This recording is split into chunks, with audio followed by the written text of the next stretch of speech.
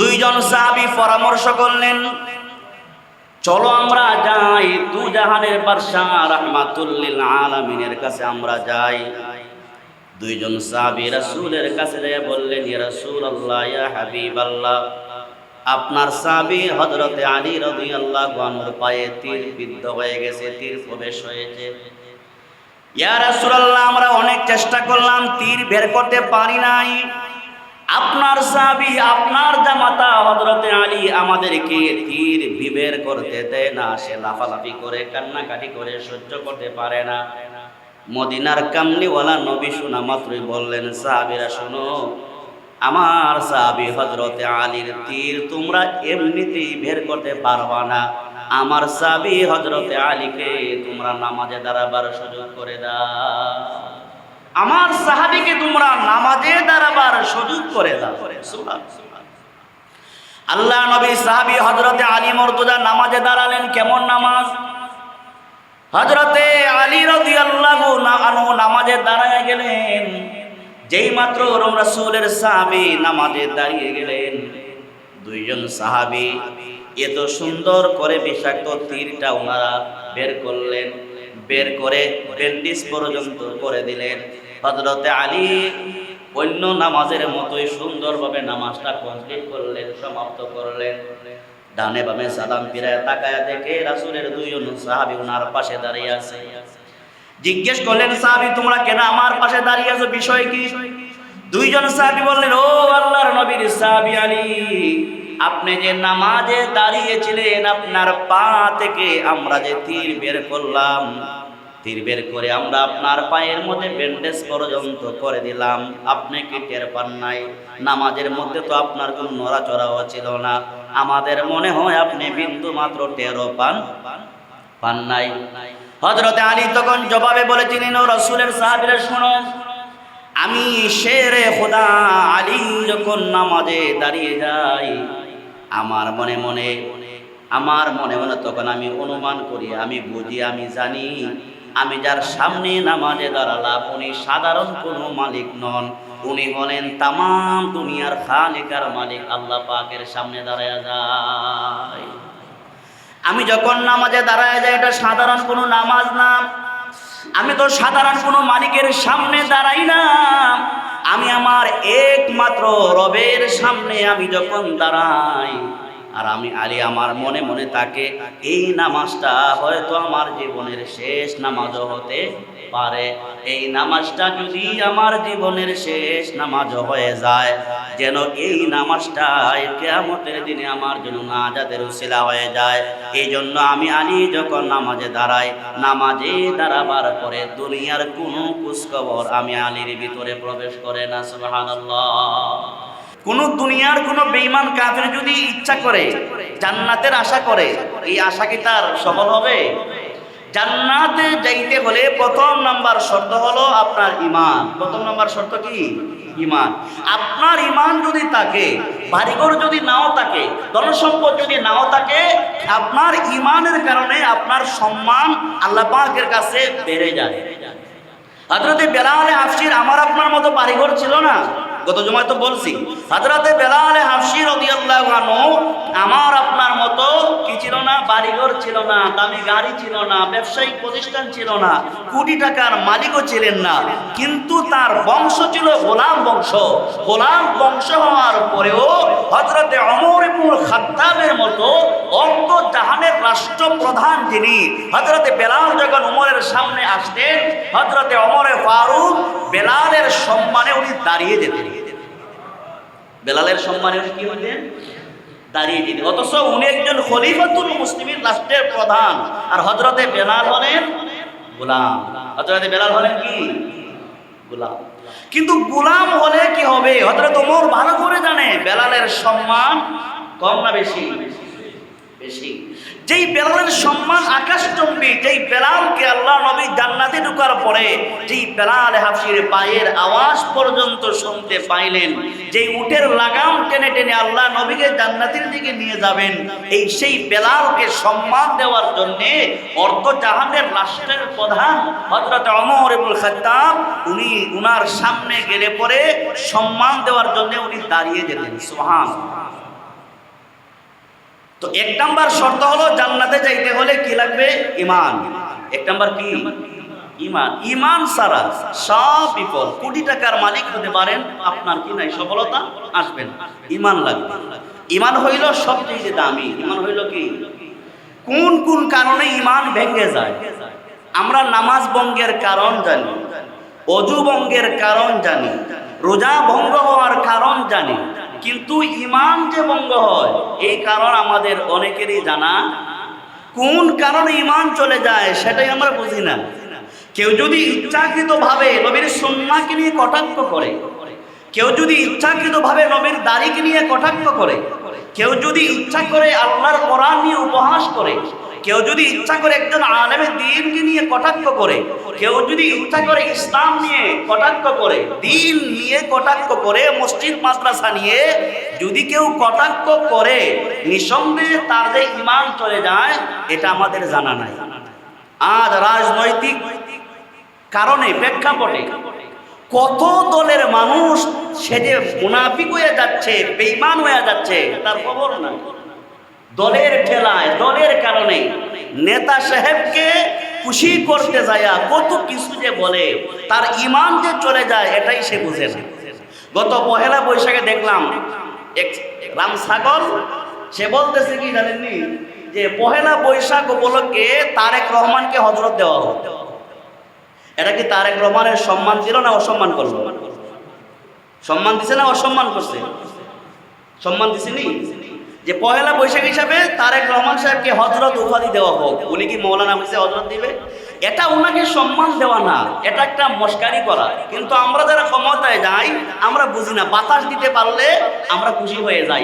ফুটবলের ভিতরে যেমন বাতাস ঢুকালে ফুটবল ফুলে যায়, লাত দিলে উপরে উঠে ত্রিং বিরিং করে, আমাদের দেশের নেতারা আমরা থেকে শুরু করে কেউ যদি আমাদেরকে মোটামুটি বাতাস দিতে পারে তার কাম সারা, অনেক কিছু হয়ে যায়। কেউ যদি ডাক্তার না হয়, এটা না, কেউ যদি কোরআন জানে না, হাফিজে কোরআন না, আলেমে দ্বীন না, আলহামদু সূরাটাও পারে না, এখন আপনি যদি বলেন যে না আপনি খুব সুন্দর হাফিজ সাহেব, আপনি হাফিজ সাহেব নামাজে দাঁড়িয়ে যান, তাকে যদি নামাজে সম্মান দেওয়ার জন্য নামাজে টেলা দিয়ে দাঁড় করাইয়া দেন, তো উনি নামাজ পড়াবে দূরের কথা, সেজদা রাইকা বেড়া ভাঙ্গে না যাওয়া ছাড়া উপায় আছে?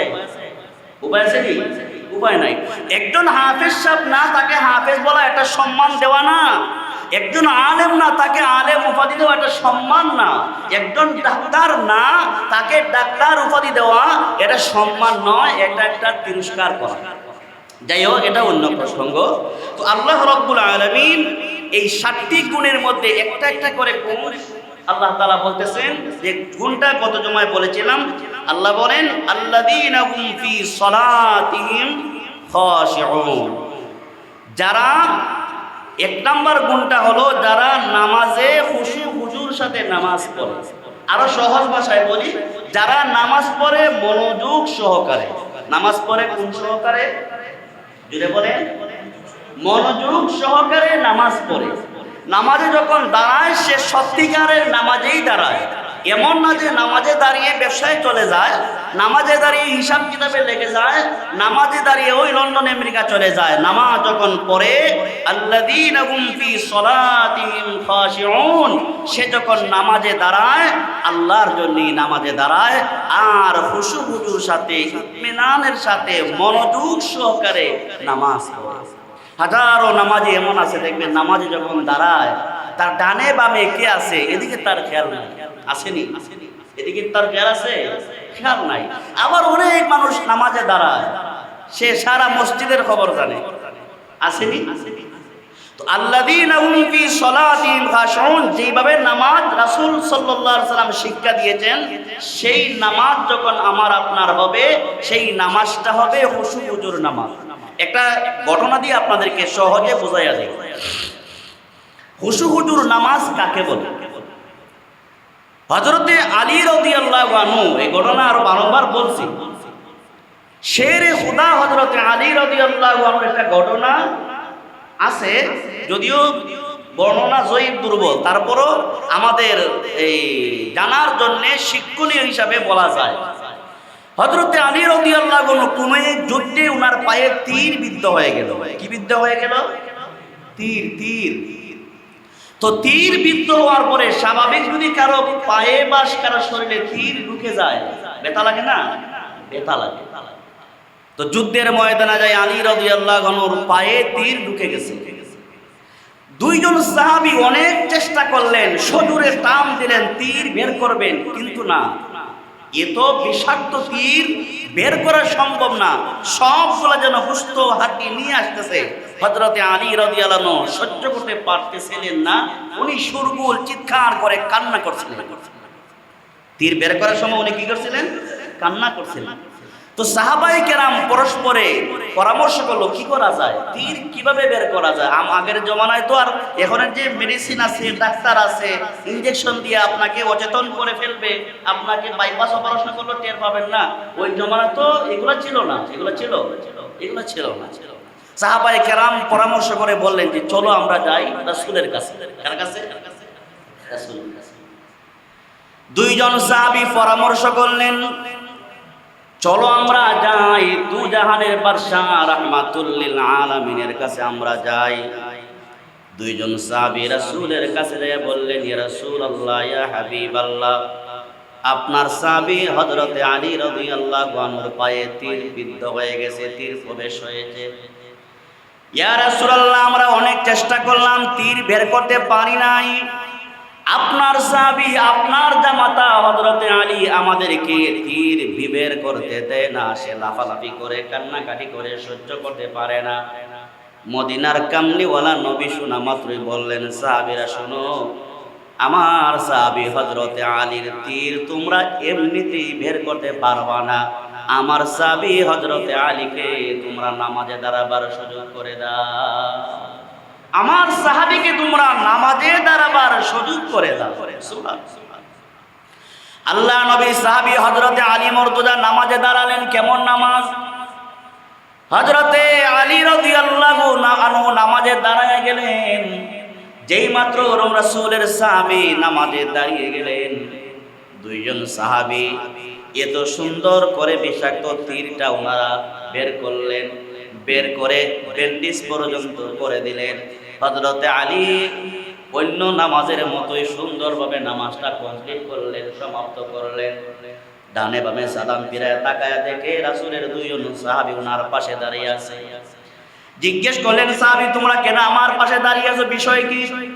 দুইজন সাহাবী বললেন, ও আল্লাহর নবীর সাহাবী আলী, আপনি যে নামাজে দাঁড়িয়েছিলেন, আপনার পা থেকে আমরা যে তীর বের করলাম, তীর বের করে আমরা আপনার পায়ের মধ্যে ব্যান্ডেজ পর্যন্ত করে দিলাম, আপনি কি টের পান নাই? নামাজের মধ্যে তো আপনার কোনো নড়াচড়াও ছিল না, আমাদের মনে হয় আপনি বিন্দু মাত্র টেরও পান নাই। হযরতে আলী তখন জবাবে বলেছিলেন, ও রাসূলের সাহাবীরা শোনো, আমি শেরে খোদা আলী যখন নামাজে দাঁড়িয়ে যাই, আমার মনে মনে তখন আমি অনুমান করি, আমি বুঝি, আমি জানি, আমি যার সামনে নামাজে দাঁড়ালাম উনি সাধারণ কোনো মালিক নন, উনি হলেন তামাম দুনিয়ার খালিকার মালিক আল্লাহ পাকের সামনে দাঁড়ায় যায়। আমি যখন নামাজে দাঁড়ায় যাই, এটা সাধারণ কোনো নামাজ না, আমি তো সাধারণ কোনো মালিকের সামনে দাঁড়াই না, আমি আমার একমাত্র রবের সামনে আমি যখন দাঁড়াই, আর আমি আলী আমার মনে মনে তাকে এই নামাজটা হয়তো আমার জীবনের শেষ নামাজও হতে পারে। এই নামাজটা যদি আমার জীবনের শেষ নামাজ হয়ে যায়, যেন এই নামাজটা কিয়ামতের দিনে আমার জন্য নাজাতের উসিলা হয়ে যায়। এই জন্য আমি আলী যখন নামাজে দাঁড়াই, নামাজে দাঁড়াবার পরে দুনিয়ার কোনো খোঁজখবর আমি আলীর ভিতরে প্রবেশ করে না। সুবহানাল্লাহ। এই জন্য রব্বুল আলামিন মুমিনদের 7টি গুণের কথা বলেন, কাদ আফলাহাল মুমিনুন, মুমিন যারা তারা কামিয়াব হয়ে গেছে, তারা সফল হয়েছে, সফল হবে, এই কথা আল্লাহ বলেন, সফল হয়ে গেছে। মুমিন কারা? আল্লাহ 1 নাম্বার গুণ বর্ণনা করে বলেন, আল্লাযীনা হুম ফি সালাতিহিম খাশিউন, মুমিন তো হলো তারাই যারা তাদের নামাজকে যত্ন সহকারে আদায় করে। জোরে জোরে কোন সুবহানাল্লাহ। মুমিন তো হলো তারাই যারা তাদের নামাজকে যত্ন সহকারে আদায় জুড়ে বলেন, যত্ন সহকারে আদায় করে। তারা হলো কি? আমরা তো সামান্য অজুহাতেই নামাজ ছেড়ে দেই। সামান্য অজুহাতে আমরা কি করি? নামাজ ছেড়ে দেই। সামান্য একটু অসুবিধা হইলেই দেয়। এখন যেমন বিজি আছে তো নামাজ, সারাদিনের নামাজ একসাথে পড়ে নিব না, আমরা এমন করি না? এমন করি। আমি আপনাদেরকে আরেকটা ঘটনা শোনাই। নামাজ আমরা সামান্য অজুহাতেই আমরা নামাজ ছেড়ে দেই, অথচ নামাজ আল্লাহর পক্ষ থেকে ফরজ। সামান্য অজুহাতে তো দূরের কথা, জিহাদের ময়দানেও যদি আপনি যান এবং বিমানেও যদি থাকেন, যুদ্ধের ময়দানে লড়াইরত অবস্থায় যদি থাকেন, ওই অবস্থায় যদি নামাজের সময় হয়ে যায়, মাসালা হইল শরীয়ত বলে যুদ্ধরত অবস্থায় আপনাকে সেই ফরজ নামাজ আদায় করা লাগে। যুদ্ধরত অবস্থায় কি করা লাগবে? জিন্দা আছেন না ঘুমে আছেন? যুদ্ধরত অবস্থায় কি করা লাগবে? ফরজ নামাজ আদায় করতে হবে। কিন্তু আমরা কি এমন করিনি? কোন বিয়ের অনুষ্ঠান যদি হয়, কোন নির্বাচনের অনুষ্ঠান যদি হয়, আরো হাবিজাবি কত দরকার আমাদের, এই দরকারগুলার পিছনে পইরা কত নামাজ আমরা কাজা করি। অনেকে তো জুমার নামাজ পর্যন্ত কাজা করে ফেলে। কাজা বলতে পড়ে না, জুমার নামাজ পর্যন্ত পড়ে না। আফসোস, একাধারে দুই জুমা যদি আপনার কাছ থেকে ছুটে যায়, আপনার নামটা যে মুনাফিকদের তালিকায় উঠে যাবে বিন্দু মাত্র সন্দেহ নাই। সংক্ষেপে বলি, নামাজ যে কত গুরুত্ব দেখেন। সম্ভবত ইয়ারমুকের যুদ্ধে কাফেরদের সংখ্যা বিভিন্ন বর্ণনা আছে, আমি বোঝাবার জন্য বলছি, কাফেরদের সংখ্যা ছিল 60,000, আর মুসলমানদের সংখ্যা যারা যুদ্ধ করবে সাহাবায়ে কেরামদের মধ্যে যিনি যুদ্ধের সেনাপতি ছিলেন হযরতে আবু উবাদা ইবনুল জাররাহ রাদিয়াল্লাহু আনহু। প্রথমে হযরতে আবু বকর সিদ্দিক রাদিয়াল্লাহু আনহু হযরতে খালিদ বিন ওলীদকে যুদ্ধের সেনাপতি নির্বাচিত করেছিলেন। ওই যুদ্ধের অবস্থাতেই হযরতে আবু বকর সিদ্দিকের ইন্তেকাল হয়ে যায়। খলিফাতুল মুসলিমিন হলেন হযরত ওমর ইবনুল খাত্তাব। উনি খলিফা হওয়া মাত্রই হযরতে খালিদ বিন ওলীদকে ডেকে বললেন যে আপনি আর যুদ্ধের সেনাপতি না, আপনাকে পাল্টাইয়া আবু উবাদা ইবনুল জাররাহকে যুদ্ধের সেনাপতি বানাইয়া দিলাম। কথা কি বুঝতেছেন? নামাজের গুরুত্বটা বোঝাবো, সামনে আসতেছে। তো এই জিহাদের ময়দানও কিন্তু তারা নামাজ ছাড়ে নাই। তো হযরতে আবু উবাদা ইবনুল জাররাহ রাদিয়াল্লাহু আনহু উনি যেহেতু যুদ্ধের সেনাপতি, উনি বলতেছেন 60,000 কাফেরদের মোকাবেলা করার জন্য 60,000 না, 1,000 না, আমরা মাত্র একজন সাহাবী পাঠাবো। সুবহানাল্লাহ কইবেন না? কয়জন? 60,000 কাফেরদের মোকাবেলা করার জন্য কয়জন? একজন। কে আছে এমন নওজোয়ান যে 60,000 কাফেরদের মোকাবেলা করে যুদ্ধের ময়দানে বিজয় হতে হবে, পরাজয় বরণ করলে হবে না? এমন নওজোয়ান কে আছো? কার এমন হিম্মত আছে? কার এমন সাহস আছে? কার এমন ঈমান মজবুত? তো হযরতে আবু উবাদা ইবনুল জাররাহ বারবার বলার পরে একজন সাহাবী দাঁড়ালেন, যার বয়স 80 বছর। উনি বললেন, বাবা আপনি বুড়া মানুষ, বসেন। 2 নম্বর আরেকজন সাহাবী দাঁড়ালেন 22 বছর বা 18 বছর, উনাকেও বসাইয়া দিলেন। 3 নম্বরে দাঁড়ালেন একটু আগেও যিনি ছিলেন সেনাপতি ছিলেন হযরতে খালিদ বিন ওলীদ দাঁড়ালেন। সুবহানাল্লাহ। হযরতে আবু উবাদা বললেন, আমার তো টার্গেট হলো আপনি। খালিদ বিন ওলীদকে বলতেছেন, আমার টার্গেট তো হলেন আপনি, আমি আপনার অপেক্ষায়, আপনি আগে দাঁড়ালেই তো হইতো। খালিদ বিন ওলীদ রাদিয়াল্লাহু আনহু বলেন, উনি দাঁড়ালেন। তো হযরতে আবু উবাদা বলেন, ও খালিদ বিন ওলীদ, একদিকে 60,000 কাফেরদের মোকাবেলা করার জন্য আপনি একা একা দাঁড়াইছেন, আপনি কি পারবেন বিজয় ছিনিয়ে আনতে?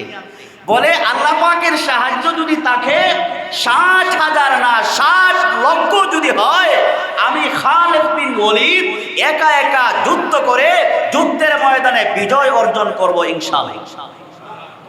হযরতে আবু উবাদা বললেন, আপনাকে একা একা ছাড়ার দরকার নাই, আপনার সাথে আপনি একজন আরো 59 জন সাহাবী মিলায়া মোট 60 জন সাহাবী 60,000 কাফেরদের মোকাবেলায় ছেড়ে দিলেন। সংক্ষেপে বলি, 60,000 কাফেরদের মোকাবেলায় ছেড়ে দিলেন। যুদ্ধ শুরু হয়ে গেছে।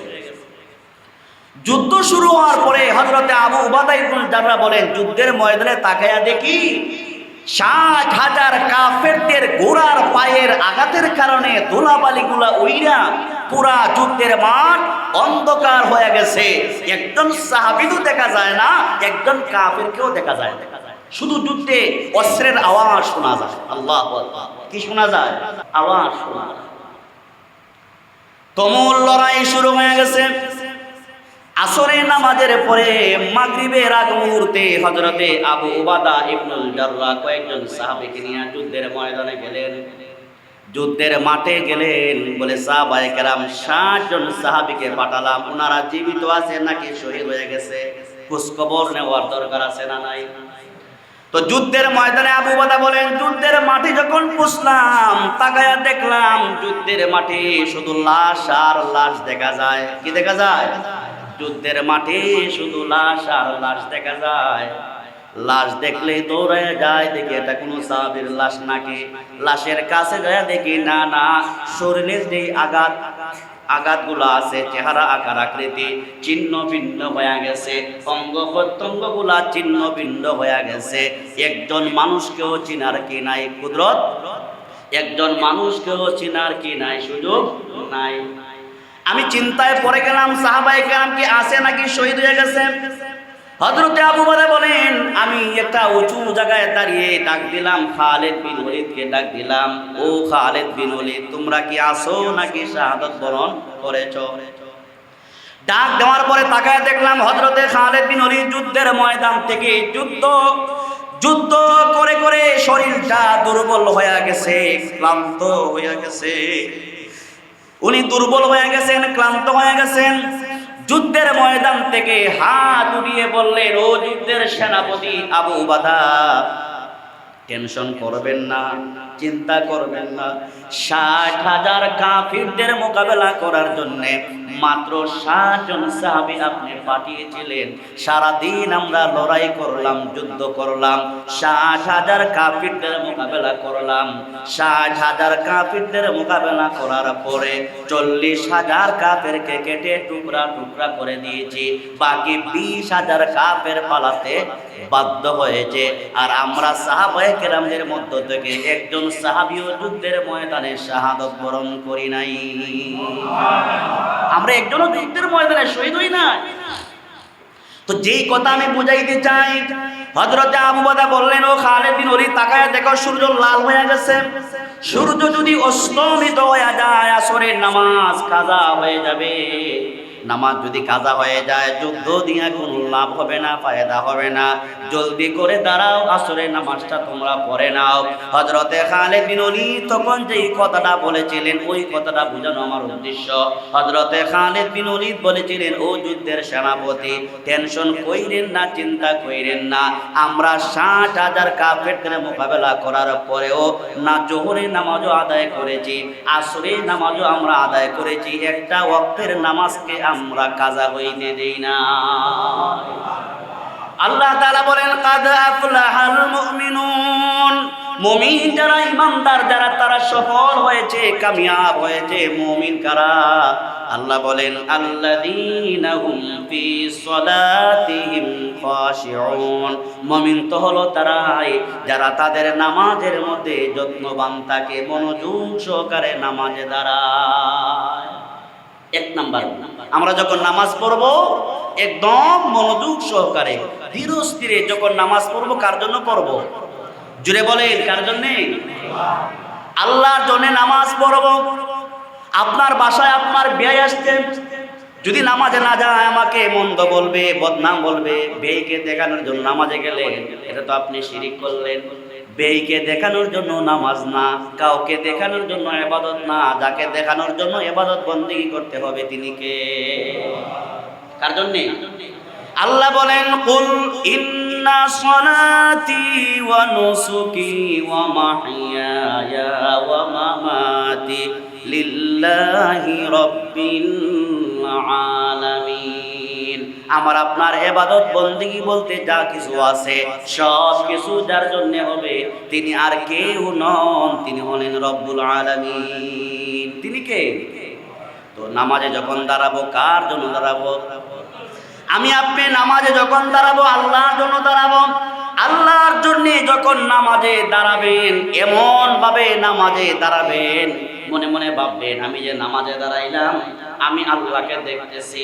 আমাদের ঈমান করে তো মজবুত করতে পারি নাই, কমপক্ষে এই কথা ধারণা করতে হবে আমি যে এই মুহূর্তে নামাজে দাঁড়াইলাম অবশ্যই অবশ্যই আমার রব আমাকে দেখতেছেন, ঠিক কিনা? আমি যে নামাজে দাঁড়ালাম আমাকে দেখতেছেন কে? আমি যে নামাজে দাঁড়ালাম আমাকে দেখতেছেন আমার রব। তো আমি যে নামাজে দাঁড়াই আমার মন কোথায় গেল, আমার চোখ কোথায় গেল? আমার রব যেহেতু আমাকে দেখতেছেন, আমার নামাজের মধ্যে মনটা কোথায় আছে, আমার মন মেজাজ কোথায় আছে, আমার রব সব কিছু জানে, সব কিছু দেখে। আমার রবের চোখে কোনো কিছু ফাঁকি দেওয়া সম্ভব না, ঠিক কিনা? আমি যখন নামাজে দাঁড়াই আমার রব যেহেতু আমার সব কিছু দেখেন, তো এইভাবেই তো আমাকে নামাজে দাঁড়াতে দাঁড়াতে হবে। সুতরাং নামাজে দাঁড়াইয়া হিসাব কিতাব করা যাবে না। যদি হিসাব চলেই আসে সাথে সাথে বলতে হবে, মনকে বলতে হবে না আমি তো নামাজে আছি। আমি কোথায় আছি? নামাজে আছি। নামাজে দাঁড়ায় মনে মনে হিসাব করলেন, বলে নামাজের আগে তেল বিক্রি করলাম 100 টাকা লিটার, এখন বাড়লো না কমলো? এখন নামাজে যে আসলাম 1 ঘন্টা সময় তো গেছে, বাড়লো না কমলো? যদি কমে তাহলে তো লস হইয়া গেল, যদি এখন 150 টাকা বেড়ে যায় তাহলে বাম্পার ফলন। কি ফলন? এখন হিসাব যদি আইসা যায় সাথে সাথে মনকে বলতে হবে না তুমি নামাজে আসো, তুমি যে নামাজে দাঁড়াইছো তোমার রব তোমাকে পর্যবেক্ষণ করতেছেন। তোমার রব তো এমন অন্ধ নন, তুমি যখন দাঁড়াও তোমার রব এমন মিন হাবলিল ওয়ারিদ, এমন কি তোমার রবের কথা যদি শোনো, মহাসমুদ্রের তলদেশে একটা পিপিলিকাও যদি হেঁটে যায় ওই পিপিলিকার ছোট্ট পায়ের আওয়াজটা পর্যন্ত আল্লাহ শুনতে পায়। তাহলে আমার রবকে ফাঁকি দেওয়া যাবে? তাহলে আমরা যখন নামাজে দাঁড়াবো কার জন্য দাঁড়াবো? আল্লাহর জন্য নামাজে দাঁড়াবো। এইভাবে যখন আমি আপনি নামাজ পড়বো, নামাজের মধ্যে মজা লাগবে কি লাগবে না? লাগবে। 2 নম্বর কথা, নামাজ তো পড়বো, কোনো অবস্থাতেই নামাজকে কাজা করা যাবে? যদি বলে নামাজকে কাজা করা যাবে? নামাজকে কাজা করা যাবে না। সামনে হজের মৌসুম চলে আসতেছে, অল্প কয়েকদিন পরেই হজের ফ্লাইটগুলো শুরু হয়ে যাবে। অনেক আজকে মাশাআল্লাহ আলহামদুলিল্লাহ, ও আজকে প্রথম ফ্লাইট আলহামদুলিল্লাহ। আমরা আজকে প্রথম ফ্লাইট শুরু হবে, যে হাজী সাহেবরা হজের উদ্দেশ্যে যাচ্ছেন, আল্লাহর ঘর বাইতুল্লাহ তাওয়াফ করতে যাচ্ছেন, তারা হলো আল্লাহ পাকের ভিআইপি মেহমান। সাধারণ মেহমান একজন, ভিআইপি ওলামা আমার হুজুর বলেন ভিভিআইপি, মানে এটা আরো উপরের মেহমান, মানে এটা হলো সর্বশ্রেষ্ঠ মেহমান, আল্লাহর মেহমান, আল্লাহর বাড়ির মেহমান, সর্বোচ্চ জায়গা, যে যেখানে গেলে আপনার কোনো দোয়াকে ফেরাইয়া দেবে এমন কথা না। আজকে যেহেতু প্রথম ফ্লাইট হবে আমরা তাদের জন্য দোয়া করব। তো মাসালা হইল বিমানেও যদি আপনি উঠেন নামাজের সময় হইয়া গেলে নামাজ পড়ার দরকার আছে না নাই? দরকার আছে না নাই? বিমানে নামাজ পড়ার দরকার আসেনি মনে করেন? আপনি হজে যাচ্ছেন, ইহরামের কাপড় বাইন্দিয়া এমন ভাবে আপনি বিমানে বসছেন, জোহর গেল, আসর গেল, মাগরিব গেল, এই 7 ঘন্টা জার্নি, এর ভিতরে 2 দিন ওয়াক্তের নামাজ চলে গেল। হাজী সাহেব উনি বিমানবন্দরে নাইমা সোজা মক্কায় গিয়ে উমরা করে, হজ করে, এখানে 2 ওয়াক্ত নামাজ কাজা। এমন হয় কি হয় না? জুড়ে বলেন না, এমন হয় কি হয় না? তাহলে বিমানে গেলেও আপনাকে নামাজ কাজা করার সুযোগ আছে? হাজী সাহেব করছেন কি কাজা? নামাজ কাজা করার কোনো সুযোগ আছে? কোনো সুযোগ নাই। আপনি বিমানে এখন বলবেন যে বিমানে উঠলাম 50,000 ফিট উপরে, নামাজের রক্ত হইল কিনা আমি তো আজানই শুনি নাই। আপনি কি বাস করলেন? আপনি এখন যে আধুনিক জমানা, ডিজিটাল জমানা, আপনার বিমান যদি আপনাকে নিয়ে যদি 50,000 না 1 কোটি উপরেও যদি নিয়ে যায়, আপনাকে যতই উপরে নিয়ে যাক, এখন বিমানের ভিতরে যে কম্পিউটার আছে, আপনার হাতে যে ডিভাইস মোবাইল আছে, এই মোবাইলের মধ্যে ঘড়ির টাইম আছে না নাই? জুড়ে বলেন ঘড়ির টাইম আছে না নাই? তবে ঘড়ির টাইম আপনার বাংলাদেশের টাইম দেখলে হবে না। আপনার এই যেই এলাকায় গেছেন, এখান থেকে আপনি মনে করেন আসরের সময় রওনা দিলেন, এখান থেকে ফ্লাইট শুরু হয়েছে আসরের সময়, আপনি আসর থেকে মাগরিবের সময় গেলেন ইন্ডিয়াতে, কোথায় গেলেন? বা এমন এক দেশে গেলেন, এমন এক রাষ্ট্রের উপরে আপনার বিমানটা চলে গেছে, তো আপনি এখান থেকে রওনা দিলেন, আপনার বাংলাদেশে হইলো আসরের টাইম, বাংলাদেশে কি টাইম? আসরের নামাজের টাইম। আর ওই যেই দেশে বিমানটা যাইতেছে এই দেশে হইলো মাগরিবের টাইম। এই দেশে কোন টাইম? মাগরিবের টাইম। তাহলে আপনি আসরের নামাজ পড়লে হবে না, ওই দেশে যে নামাজের রক্ত আসবে ওই নামাজটা আপনাকে পড়তে হবে। এখান থেকে আসরের পরে রওনা দিলে অথবা জোহরের পরে রওনা দিলে আপনার আসরের একটু টাইম আছে না, এটা তো অনুমানও করা যায়। অথবা এখন তো সহজ, বিমানে যারা থাকে, বিমানের এই যে কি বলে এগুলো, বিমানবালা, ও তাইমুর মাটি, বিমানবালাকেও যদি আপনি বলেন, বলে আমি তো হাজি সাহেব হজে যাইতেছি, তো নামাজের সময় কি হয়েছিলি, আপনাকে বলে দিবে, বলে এখন জোহরের নামাজের টাইম হয়েছে, আপনারা পরে নিতে পারেন। বিমান এই সৌদি আরবের যে বিমানগুলো আছে, বিমান এয়ারলাইন যেগুলো আছে, এগুলাতে নামাজের সুব্যবস্থা আছে। কিন্তু বিমানের মধ্যে উইটা অনেকে বৈশা নামাজ পড়ে, সিধে বৈশা নামাজ পড়ে নেয়। দেখেন মাসালা কত গুরুত্বপূর্ণ এবং কঠিন মাসালা। আপনি যদি বিমানেও যান, সিটে বৈশা নামাজ পড়লে নামাজ আদায় হবে। আস্তে করে নামাজ আদায়, বৈশা পড়ছে না দাঁড়ায় পড়ছে? আপনি সিটে বৈশা যদি নামাজ পড়েন, আপনার নামাজ আদায় হবে হবে না। আপনাকে বিমানের ভিতরেও, গাড়ির ভিতরেও, যেখানেই থাকবেন না, ফরজ নামাজ দাঁড়ায় পড়াও ফরজ, বিমানেও আপনাকে ফরজ নামাজ দাঁড়িয়েই পড়তে হবে।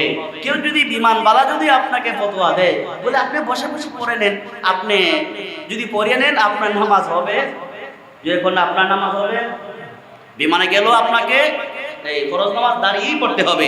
ওযুর ব্যবস্থা যদি না থাকে, তো হুজুর বলছেন এখানে কি তায়াম্মুমের ব্যবস্থা আছে, মাটি আছে বা পাথর আছে, মাটির চাকা আছে, এটা দিয়া আপনি যে নিয়মে তায়াম্মুম করা যায়। তায়াম্মুমের ফরজ কয়টা? 5টা।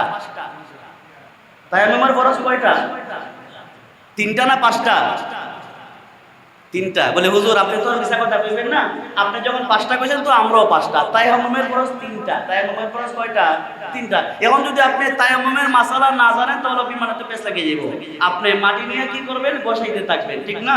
এইজন্য তায়াম্মুমের ফরজ নিয়ম কানুনও জানতে হবে। যারা হজে যাবেন, উমরায় যাবেন, এগুলো জানতে হবে। বিমানে ওঠার পরও নামাজ কি সারা যায়? নামাজ কি বসে পড়া যায়? বসে পড়া যায় না। আমরা যারা সফরে যাই, গাড়ি দিয়া যাই, বেশি দূরে যারা সফরে যাই, আপনি এমনভাবে উঠবেন যেমন আসরের পরে উঠছেন, মাগরিব একটু সামনে গেলে হয়ে যাবে, আপনাকে ওযু করে গাড়িতে উঠতে হবে। মাগরিব যেখানে হবে, আপনি গাড়িওয়ালাকে বলে গাড়ি থামিয়ে আপনাকে নামাজ পড়তে হবে। নামাজের কোনো সার নাই, নামাজের কি নাই? কোনো সার নাই। আমাদের সকলকে রব্বুল আলামিন যেন যথাযথভাবে মনোযোগ সহকারে যে 7টি গুণের কথা আল্লাহ এই আয়াতগুলোর মধ্যে বলছেন, 1 নাম্বার গুণটা হলো ইতমিনানের সাথে, খুশু খুজুর সাথে মনোযোগ সহকারে নামাজ পড়া। এই 7টি গুণ যাদের মধ্যে থাকবে, জান্নাতুল ফিরদাউসের মেহমান হতে পারবে। কয়টি গুণ বললাম? 1টি গুণ বললাম। গত জুমায় আজকে কয়টা গুণ বললাম? 1টি গুণ বললাম, কয়েকটা উদাহরণ দিলাম। আমরা মনোযোগ সহকারে নামাজ পড়ব। আল্লাহ পাক আমাদের সকলকে এই আয়াত অনুযায়ী নামাজ পড়ার তৌফিক আল্লাহ দান করুন। সকলে বলি আমিন। ওয়া আখিরু দাওয়ানা আনিল হামদুলিল্লাহি রাব্বিল আলামিন।